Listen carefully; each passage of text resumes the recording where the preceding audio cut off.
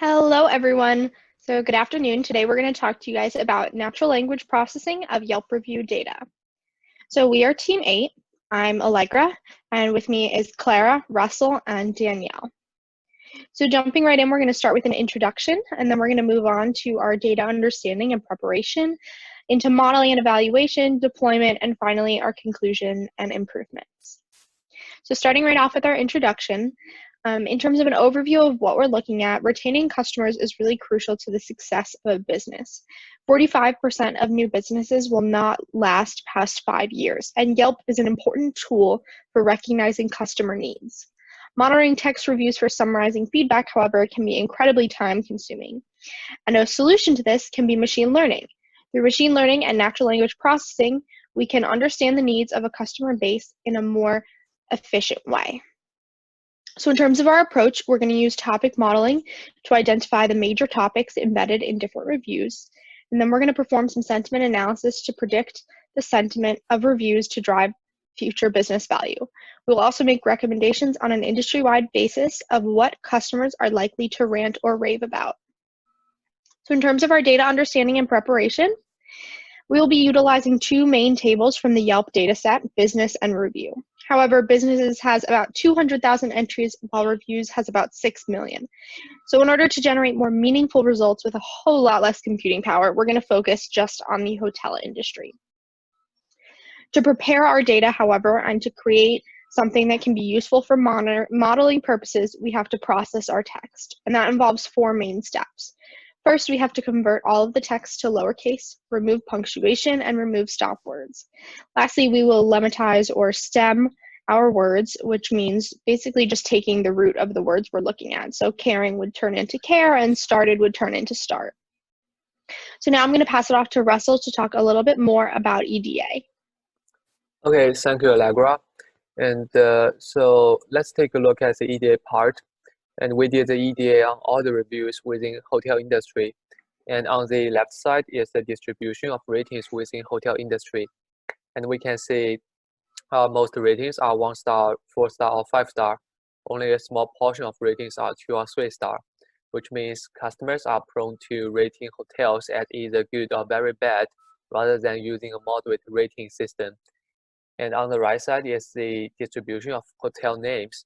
And we can see those top hotels have more than like 4,000 reviews. Our next one. Okay, then we made a word cloud to visualize the review keywords. The larger the font, the more frequent the word is in the reviews. And we can see customers, front desk, service, and the first time are bigger than other words in the word cloud, which means they are more frequently mentioned by customers, so that customers care more about the service in hotels, and also first-time customers are more likely to write reviews.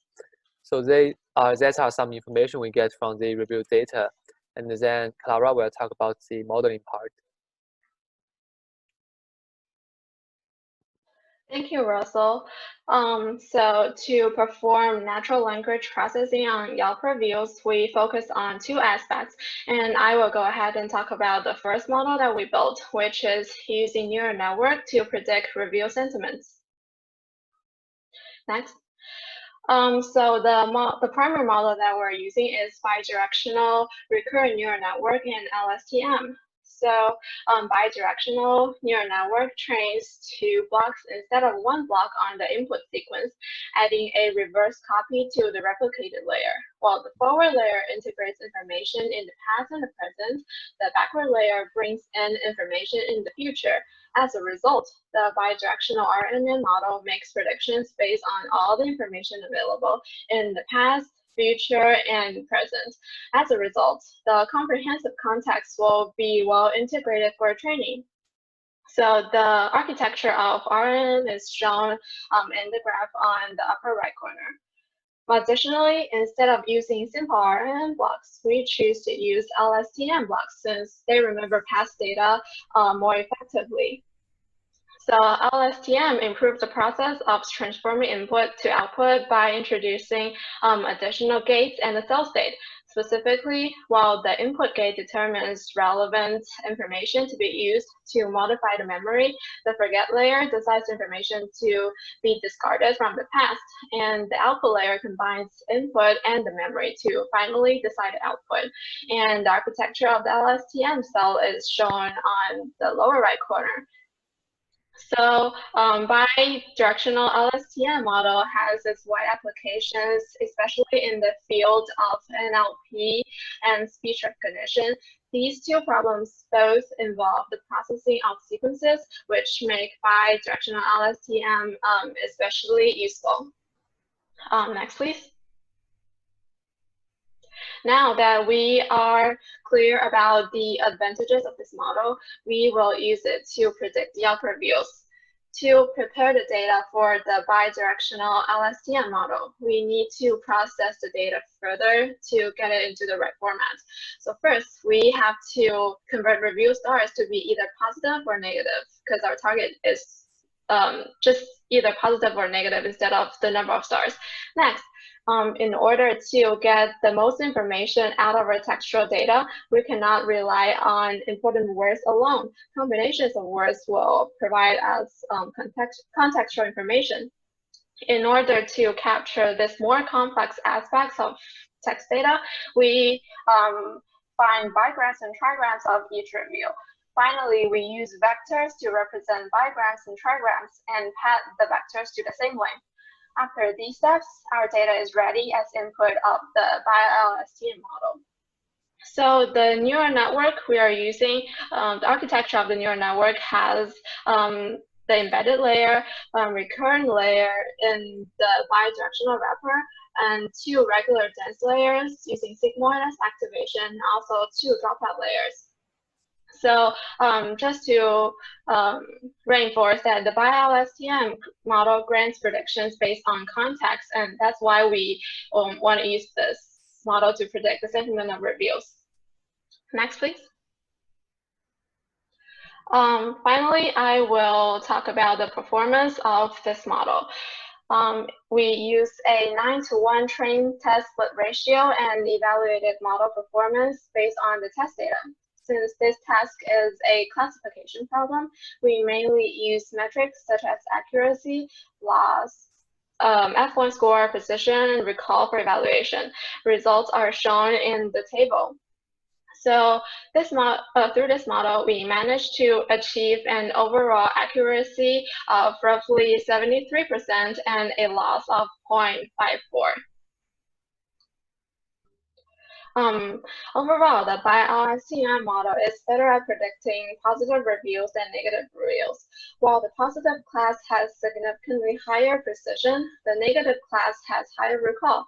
This means that while the model has higher accuracy when predicting sentiments to be positive, while being able to capture most of the negative reviews. In practice, businesses care more about negative reviews, which indicate areas of improvement that can help them retain customers and attract new customers. Therefore, they would want to have higher recall for the negative reviews so that they do not lose any relevant information that could help them make improvements.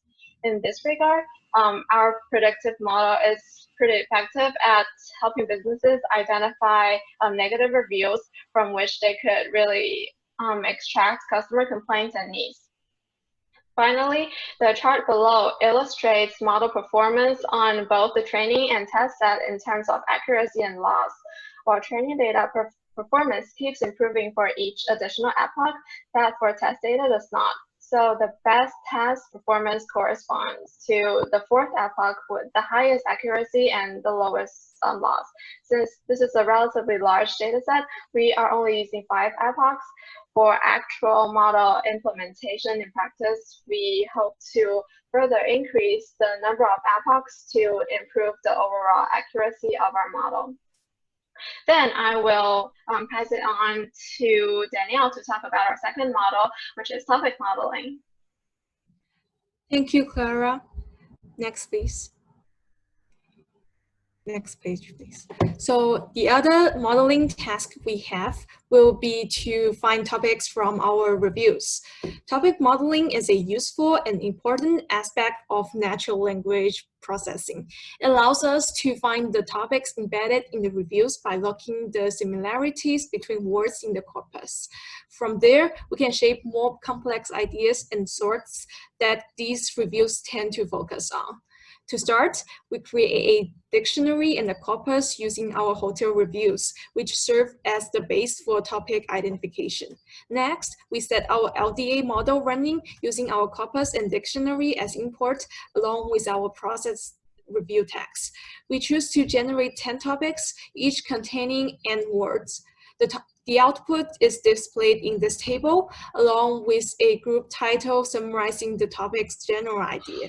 It is worth mentioning that the topic model itself is not able to generate the topic explicitly, but merely provides a set of words that belong to the topic along with their probabilities of being associated with the topic.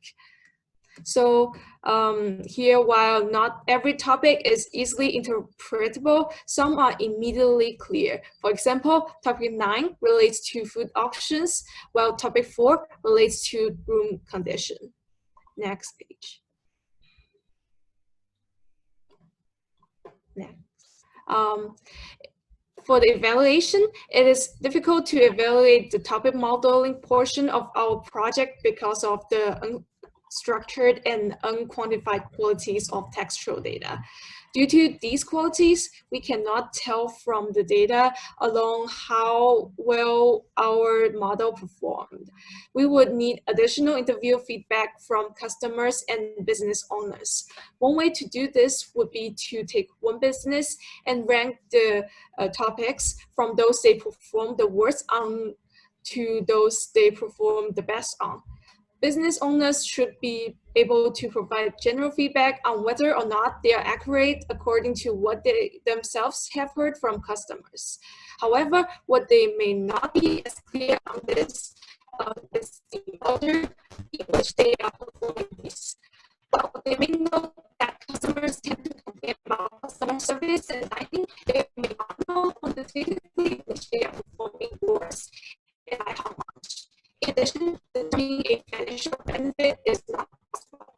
Firstly, our data does not contain any financial information. Additionally, it will be difficult to collect this as any financial benefit is due more to the actions businesses perform in response to the value provided. The only financial benefit that we are able to quantify, therefore, is the labor costs of employees sorting through their reviews to find valuable information.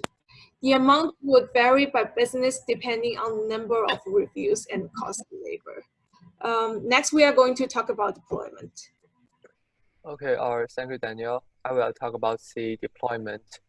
So first, let's look at two randomly selected reviews after topic modeling and sentiment prediction. And we can see the first one is more related to topic 5, and the rating is low, and the predicted emotion is negative. And this tells us the hotel should improve their customer service part. And the second one is more related to topic 3, which is about living experience. The rating is high, and the predicted sentiment is positive. And that tells us the hotel should keep doing well under that area. So by doing topic modeling, we get this kind of information for every single review. Next one, please. Then we look into each topic. So first, let's examine the ratings within each topic, so that we can know which topic have more good ratings and which one has more bad ratings. And from the table, we can see topic 5, which is about customer service, has a very high percentage of 1-star rating. And topic 3 or topic 6 and topic 8 have very high percentage of 5-star rating. And these 3 topics are about living experience, car rental, and dining respectively. So based on the result, we can know hotels should pay more attention to customer service as they did not do well on that part. And they should keep doing well in dining living experience and the transportation part. Okay, so then let's look at the sentiment within each topic. Next one, please. We can see like reviews in most topics contain very high percentage of positive sentiment.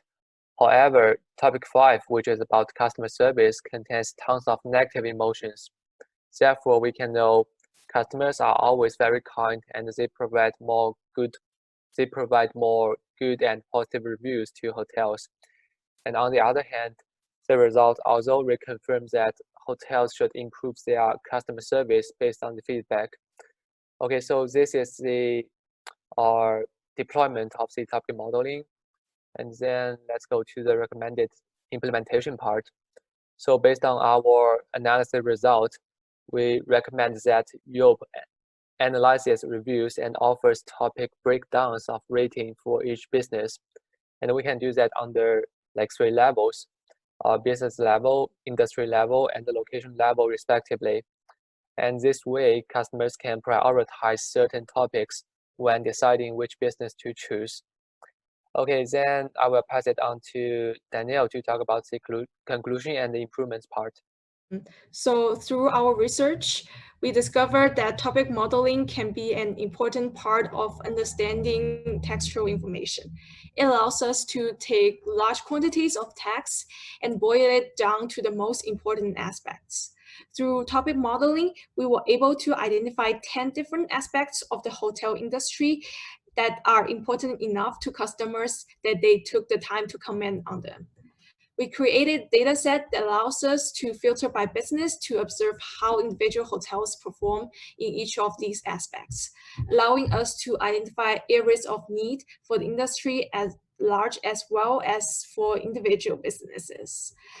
On the other hand, we perform sentiment analysis using textual information to predict the sentiment embedded in reviews. This also has its practical significance, as it could simplify the process of manually going over all the reviews to determine whether they are positive or negative. Next page. So in this project, we managed to identify topics generalized from all the reviews and the main topics associated with each review.